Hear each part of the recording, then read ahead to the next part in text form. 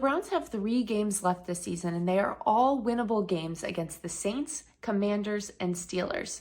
It would certainly be helpful to carry some momentum into the offseason by winning out, but regardless of result, there are some positive takeaways when looking at the current state of the Cleveland Browns. Firstly, Deshaun Watson has continued to make improvements each week.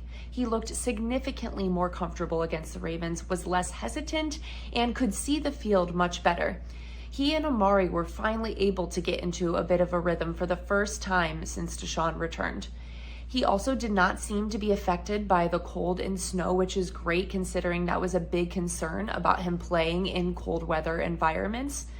The Browns offense still struggled a bit in the red zone, but they did have 19 first downs and were 2 for 2 on fourth downs.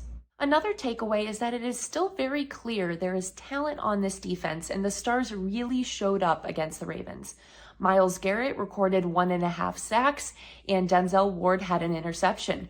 John Johnson probably had his best game of the season with 9 tackles, a forced fumble, and a fumble recovery. As much as this defense has struggled at so many points throughout the season, they have really made improvements down the stretch, especially when it comes to forcing turnovers. Lastly, the conversations about the coaching staff have mostly quieted after this division win. Kevin Stefanski has continued to adjust this offense to fit Deshaun Watson, and we saw some really great flashes of what this offense could look like against the Ravens. After the interception by Denzel Ward, the Browns offense executed a 12-play, 91-yard touchdown drive.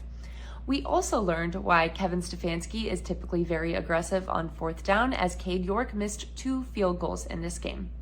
Between some really good play calls and just overall improvement in the offense, I believe that Kevin Stefanski has secured his job as the head coach and play caller of this team in 2023.